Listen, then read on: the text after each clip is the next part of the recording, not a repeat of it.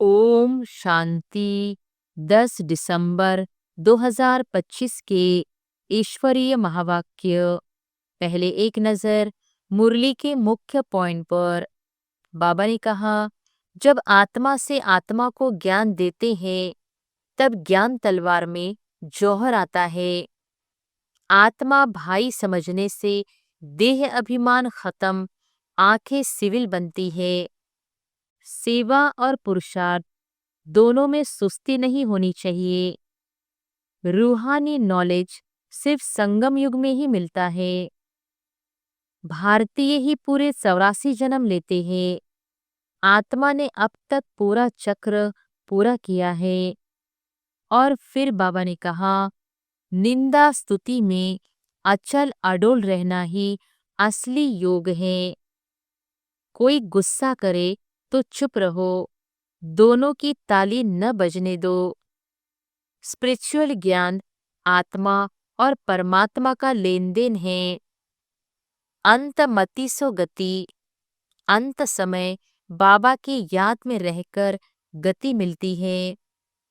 और फिर लास्ट में बाबा ने कहा, ब्राह्मण बनने बिना देवता नहीं बन सकते। संगम युग ही परिवर्तन का समय है। जितना पवित्र बनेंगे उतना बाबा की कशिश गद्दी नशीन पद मिलता है।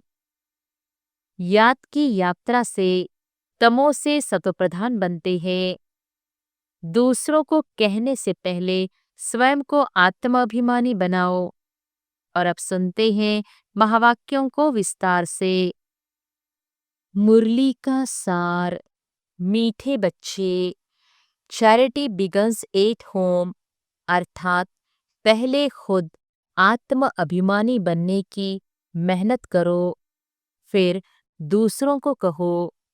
आत्मा समझकर आत्मा को ज्ञान दो तो ज्ञान तलवार में जौहर आ जाएगा। प्रश्न है, संगम युग पर किन दो बातों की मेहनत करने से सतयुगी तख्त के मालिक बन जाएंगे? उत्तर है, दुख सुख निंदा स्तुति में समान स्थिति रहे, यह मेहनत करो। कोई भी कुछ उल्टा सुल्टा बोले, क्रोध करे तो तुम चुप हो जाओ। कभी भी मुख की ताली नहीं बजाओ। आंखों को सिविल बनाओ। क्रिमिनल आई बिल्कुल समाप्त हो जाए। हम आत्मा भाई भाई है। आत्मा समझकर ज्ञान दो। आत्म अभिमानी बनने की मेहनत करो तो सतयुगी तख्त के मालिक बन जाएंगे। संपूर्ण पवित्र बनने वाले ही गद्दी नशीन बनते हैं। ओम शांति। रूहानी बाप रूहानी बच्चों से बात करते हैं। तुम आत्माओं को यह तीसरा नेत्र मिला है, जिसको ज्ञान का नेत्र भी कहा जाता है। उनसे तुम देखते हो अपने भाइयों को, तो यह बुद्धि से समझते हो ना कि जब हम भाई भाई को देखेंगे तो कर्मेंद्रियां चंचल नहीं होंगी। और ऐसे करते करते आंखें जो क्रिमिनल है वह सिविल हो जाएंगी। बाप कहते हैं, विश्व का मालिक बनने के लिए मेहनत तो करनी पड़ेगी ना, तो अभी यह मेहनत करो। मेहनत करने के लिए बाबा नई नई गुह्य पॉइंट्स सुनाते हैं ना, तो अभी अपने को भाई भाई समझकर ज्ञान देने की आदत डालनी है। फिर यह जो गाया जाता है कि वी आर ऑल ब्रदर्स, यह प्रैक्टिकल हो जाएगा। अभी तुम सच्चे सच्चे ब्रदर्स हो, क्योंकि बाप को जानते हो। बाप तुम बच्चों के साथ सर्विस कर रहे हैं। हिम्मते बच्चे मददे बाप। तो बाप आ करके यह हिम्मत देते हैं सर्विस करने की। तो यह सहज हुआ ना, तो रोज यह प्रैक्टिस करनी पड़ेगी। सुस्त नहीं होना चाहिए। यह नई नई पॉइंट्स बच्चों को मिलती हैं। बच्चे जानते हैं कि हम भाइयों को बाबा पढ़ा रहे हैं, आत्माएं पढ़ती है, यह रूहानी नॉलेज है। इसे स्पिरिचुअल नॉलेज कहा जाता है। सिर्फ इस समय रूहानी नॉलेज रूहानी बाप से मिलती है, क्योंकि बाप आते ही है संगम युग पर, जबकि सृष्टि बदलती है। यह रूहानी नॉलेज मिलती भी तब है जब सृष्टि बदलने वाली है। बाप आकर यही तो रूहानी नॉलेज देते हैं कि अपने को आत्मा समझो। आत्मा नंगी अशरीरी आई थी, यहाँ फिर शरीर धारण करती है। शुरू से अब तक आत्मा ने 84 जन्म लिए हैं, परंतु नंबरवार जो जैसे आए होंगे वह वैसे ही ज्ञान योग की मेहनत करेंगे। फिर देखने में भी आता है कि जैसे जिसने कल्प पहले म- जो पुरुषार्थ किया, मेहनत किया, वह अभी भी ऐसे ही मेहनत करते रहते हैं। अपने लिए मेहनत करनी है, दूसरे कोई के लिए तो नहीं करनी होती है। तो अपने को ही आत्मा समझ करके अपने साथ मेहनत करनी है। दूसरा क्या करता है उसमें हमारा क्या जाता है। चैरिटी बिगन्स एट होम, माना पहले पहले खुद मेहनत करनी है, पीछे दूसरों को, भाइयों को कहना है। जब तुम अपने को आत्मा समझ करके आत्मा को ज्ञान देंगे तो तुम्हारी ज्ञान तलवार में जौहर रहेगा। मेहनत तो है ना, तो जरूर कुछ न कुछ सहन करना पड़ता है। इस समय सुख दुख, निंदा स्तुति, मान अपमान, यह सब थोड़ा बहुत सहन करना पड़ता है। तो जब भी कोई उल्टा सुल्टा बोलता है तो कहते हैं चुप। जब कोई चुप कर देते हैं तो पीछे कोई गुस्सा क्या करेंगे। जब कोई बात करते हैं और दूसरा भी बात करते हैं तो मुख की ताली बजती है। अगर एक ने मुख की ताली बजाई और दूसरे ने शांत किया तो चुप। बस यह बाप सिखलाते हैं। कभी भी देखो कोई क्रोध में आते हैं तो चुप हो जाओ, आप पे ही उसका क्रोध शांत हो जाएगा। दूसरी ताली बजेगी ही नहीं। अगर ताली से ताली बजी तो फिर गड़बड़ हो जाती है। इसलिए बाप कहते हैं बच्चे कभी भी इन बातों में ताली नहीं बजाओ, न विकार की, न काम की, न क्रोध की। बच्चों को हर एक का कल्याण करना ही है। इतने जो सेंटर्स बने हुए हैं किस लिए।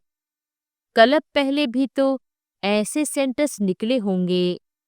देवों का देव बाप देखते रहते हैं कि बहुत बच्चों को यह शौक रहता है कि बाबा सेंटर्स खोलूं। हम सेंटर्स खोलते हैं, हम खर्चा उठाएंगे तो दिन प्रतिदिन ऐसे होते जाएंगे, क्योंकि जितना विनाश के दिन नजदीक होते जाएंगे उतना फिर इस तरफ भी सर्विस का शौक बढ़ता जाएगा।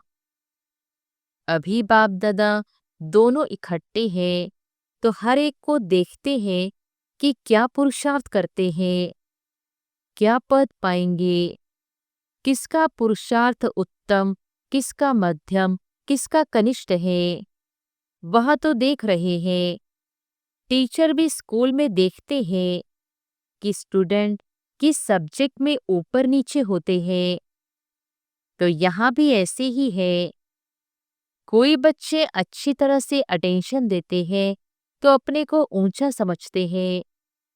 कोई समय फिर भूल करते हैं, याद में नहीं रहते हैं तो अपने को कम समझते हैं। यह स्कूल है ना। बच्चे कहते हैं बाबा हम कभी कभी बहुत खुशी में रहते हैं, कभी कभी खुशी कम हो जाती है। तो बाबा अभी समझाते रहते हैं कि अगर खुशी में रहना चाहते हो तो मन मना भव, अपने को आत्मा समझो और बाप को भी याद करो। सामने परमात्मा को देखो तो वो अकाल तख्त पर बैठा हुआ है। ऐसे भाइयों की तरफ भी देखो। अपने को आत्मा समझ करके फिर भाई से बात करो। भाई को हम ज्ञान देते हैं, बहन नहीं, भाई भाई। आत्माओं को ज्ञान देते हैं। अगर यह आदत तुम्हारी पड़ जाएगी तो तुम्हारी जो क्रिमिनल आई है, जो तुमको धोखा देती है, वह आहिस्ते आहिस्ते बंद हो जाएगी। आत्मा आत्मा में क्या करेगी? जब देह विमान आता है तब गिरते हैं। बहुत कहते हैं बाबा हमारे क्रिमिनल आई है। अच्छा, क्रिमिनल आई को अभी सिविल आई बनाओ। बाप ने आत्मा को दिया ही है तीसरा नेत्र। तीसरे नेत्र से देखेंगे तो फिर तुम्हारी देह को देखने की आदत मिट जाएगी। बाबा बच्चों को डायरेक्शन तो देते रहते हैं। इनको ब्रह्मा को भी ऐसे ही कहते हैं। यह बाबा भी देह में आत्मा को देखेंगे तो इसको ही कहा जाता है रूहानी नॉलेज। देखो पद कितना ऊंच पाते हो, जबरदस्त पद है, तो पुरुषार्थ भी ऐसा करना चाहिए। बाबा भी समझते हैं कल्प पहले मुहाफिक सबका पुरुषार्थ चलेगा। कोई राजा रानी बनेंगे, कोई प्रजा में चले जाएंगे। तो यहाँ जब बैठकर निष्ठा योग भी करवाते हो तो अपने को आत्मा समझ करके दूसरे की भी भ्रकुटी में आत्मा को देखते रहेंगे तो फिर उनकी सर्विस अच्छी होगी। जो देही अभिमानी होकर बैठते हैं वो आत्माओं को ही देखते हैं। इसकी खूब प्रैक्टिस करो। अरे ऊंच पद पाना है तो कुछ तो मेहनत करेंगे ना। तो अभी आत्माओं के लिए यही मेहनत है। यह रूहानी नॉलेज एक ही दफा मिलती है और कभी भी नहीं मिलेगी। न कलयुग में न सतयुग में, सिर्फ संगम युग में। सो भी ब्राह्मणों को यह पक्का याद कर लो। जब ब्राह्मण बनेंगे तब देवता बनेंगे। ब्राह्मण नहीं बने तो फिर देवता कैसे बनेंगे? इस संगम युग में ही यह मेहनत करते हैं। और कोई समय में यह नहीं कहेंगे कि अपने को आत्मा, दूसरे को भी आत्मा समझ उनको ज्ञान दो। बाप जो समझाते हैं उस पर विचार सागर मंथन करो। जज करो कि क्या यह ठीक है, हमारे फायदे की बात है। हमको आदत पड़ जाएगी कि बाप की जो शिक्षा है सो भाइयों को देना है, फीमेल को भी देना है तो मेल को भी देना है। देना तो आत्माओं को ही है। आत्मा ही मेल फीमेल बनी है, बहन भाई बनी है। बाप कहते हैं मैं तुम बच्चों को ज्ञान देता हूँ। मैं बच्चों की तरफ आत्माओं को देखता हूँ और आत्माएं भी समझती हैं कि हमारा परमात्मा जो बाप है वह ज्ञान देते हैं। तो इसको कहेंगे यह रूहानी अभिमानी बने हैं। इसको ही कहा जाता स्पिरिचुअल ज्ञान की लेन देन आत्मा की परमात्मा के साथ। तो यह बाप शिक्षा देते हैं कि जब भी कोई विजिटर आदि आते हैं तो भी अपने को आत्मा समझ आत्मा को बाप का परिचय देना है। आत्मा में ज्ञान है, शरीर में नहीं है, तो उनको भी आत्मा समझ करके ही ज्ञान देना है। इससे उनको भी अच्छा लगेगा। जैसे कि यह जौहर है तुम्हारे मुख में, इस ज्ञान की तलवार में जौहर भर जाएगा क्योंकि देही अभिमानी होते हो ना। तो यह भी प्रैक्टिस करके देखो। बाबा कहते हैं जज करो, यह ठीक है। और बच्चों के लिए भी यह कोई नई बात नहीं है, क्योंकि बाप समझाते ही सहज करके है। चक्र लगाया, अब नाटक पूरा होता है। अभी बाबा की याद में रहते हैं। तमोप्रधान से सतोप्रधान बन, सतोप्रधान दुनिया का मालिक बनते हैं, फिर ऐसे ही सीढ़ी उतरते हैं। देखो कितना सहज बताते हैं। हर 5,000 वर्ष के बाद मेरे को आना होता है। ड्रामा के प्लान अनुसार मैं बंधायमान हूँ। आ करके बच्चों को बहुत सहज याद की यात्रा सिखलाता हूँ। बाप की याद में अंतमति सो गति हो जाएगी। यह इस समय के लिए है, यह अंतकाल है। अभी इस समय बाप बैठ कर के युक्ति बतलाते हैं कि मामेकम याद करो तो सद्गति हो जाएगी। बच्चे भी समझते हैं कि पढ़ाई से यह बनूंगा, फलाना बनूंगा। इसमें भी यही है कि मैं जा करके नई दुनिया में देवी देवता बनूंगा। कोई नई बात नहीं है। बाप तो घड़ी घड़ी कहते हैं नथिंग न्यू। यह तो सीढ़ी उतरनी चढ़नी है, जिनकी कहानी है ना। उसको सीढ़ी उतरने और चढ़ने का काम दिया था। यह नाटक ही है चढ़ना और उतरना। याद की यात्रा से बहुत मजबूत हो जाएंगे। इसलिए भिन्न भिन्न प्रकार से बाप बच्चों को बैठ सिखलाते हैं कि बच्चे अभी देही अभिमानी बनो। अभी सबको वापिस जाना है। तुम आत्मा पूरे 84 जन्म लेकर तमोप्रधान बन गई हो। भारतवासी ही सतो रजो तमो बनते हैं। दूसरी कोई नेशनलिटी को नहीं कहेंगे कि पूरे 84 जन्म लिए हैं। बाप ने आकर के बताया है, नाटक में हर एक का पार्ट अपना अपना होता है। आत्मा कितनी छोटी है, साइंसदानों को यह समझ में ही नहीं आएगा कि इतनी छोटी आत्मा में यह अविनाशी पार्ट भरा हुआ है। यह है सबसे वंडरफुल बात। यह छोटी सी आत्मा और पार्ट कितना बजाती है, वह भी अविनाशी। यह ड्रामा भी अविनाशी है और बना बनाया है। ऐसे नहीं कोई कहेंगे कि कब बना, नहीं, यह कुदरत है। यह ज्ञान बड़ा वंडरफुल है। कभी कोई यह ज्ञान बता ही नहीं सकते हैं। ऐसे कोई की ताकत नहीं है जो यह ज्ञान बताए। तो अभी बच्चों को बात दिन प्रतिदिन समझाते रहते हैं।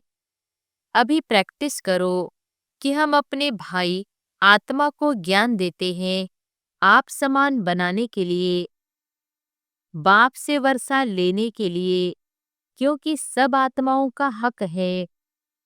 बाबा आते हैं सभी आत्माओं को अपना अपना शांति व सुख का वर्षा देने। हम जब राजधानी में होंगे तो बाकी सब शांति धाम में होंगे। पीछे जय जयकार होगी, यहाँ सुख ही सुख होगा। इसलिए बाप कहते हैं पावन बनना है। जितना जितना तुम पवित्र बनते हो उतना कशिश होती है। जब तुम बिल्कुल पवित्र हो जाते हो तो गद्दी नशीन हो जाते हो। तो प्रैक्टिस यह करो। ऐसे मत समझना कि बस यह सुना और कान से निकाला। नहीं, इस प्रैक्टिस बिगर तुम चल नहीं सकेंगे। अपने को आत्मा समझो, वह भी आत्मा। भाई भाई को बैठकर समझाओ। रूहानी बाप रूहानी बच्चों को समझाते हैं। इसको कहा जाता है रूहानी स्पिरिचुअल नॉलेज। स्पिरिचुअल फादर देने वाला है।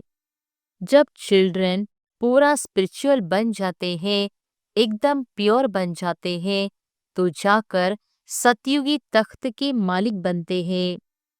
जो प्योर नहीं बनेंगे वो माला में भी नहीं आएंगे।